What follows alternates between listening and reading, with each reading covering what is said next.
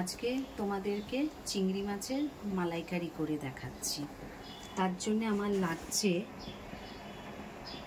পেঁয়াজ বাটা, tomato puree, নারকেলের দুধ, হলুদ, গুঁড়ো লঙ্কা, নুন, চিনি, সর্ষের তেল, ঘি আর গরম মশলা আর চিংড়ি। চলো তোমাদেরকে তৈরি করে দেখাই। কড়াই তেল দিয়ে দিলাম। এবারে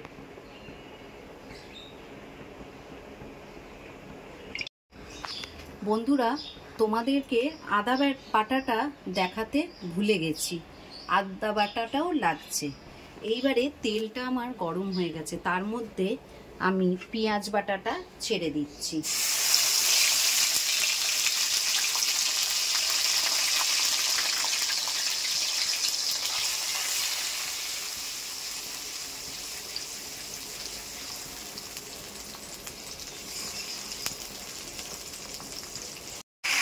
পেঁয়াজের কাঁচা গন্ধটা চলে গেছে। এরপরে আমি দিয়ে দিচ্ছি এর মধ্যে আদা বাটা।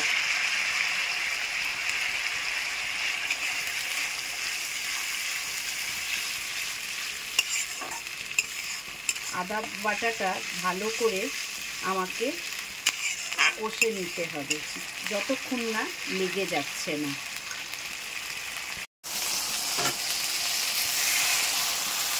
আদাটা দেখো এবারে লেগে লেগে যাচ্ছে, তার মানে আমার আদাটা কাঁচা গন্ধ কেটে গেছে।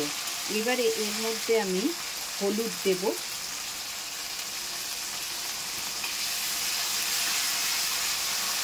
গুঁড়ো লঙ্কা দেব,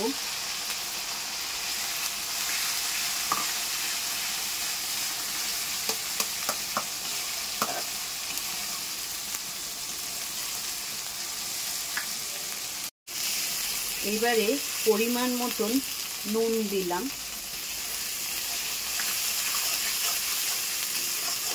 আর দিলাম চিনি।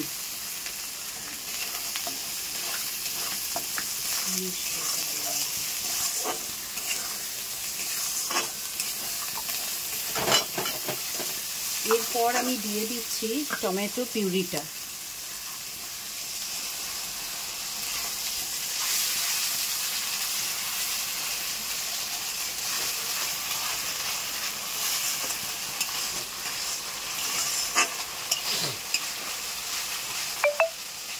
দেখো রংটা কিরকম হয়েছে।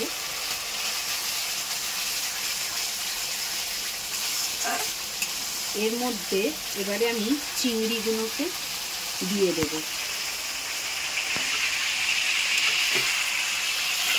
চিংড়িগুলো আমার ভেজে রাখা ছিল।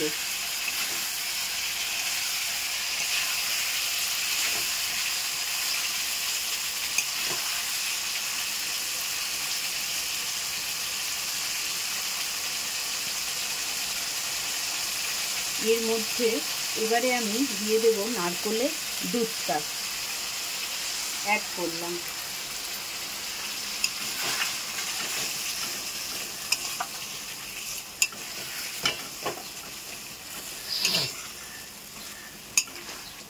ভালো করে এবার একটু কষিয়ে নেব।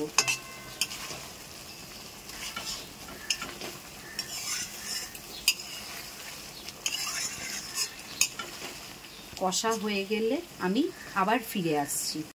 মালাইকারিটা আমার তৈরি হয়ে গেছে। এবারে আমি ওর মধ্যে গরম মশলা দিয়ে দিচ্ছি, আর দিয়ে দিচ্ছি ঘি।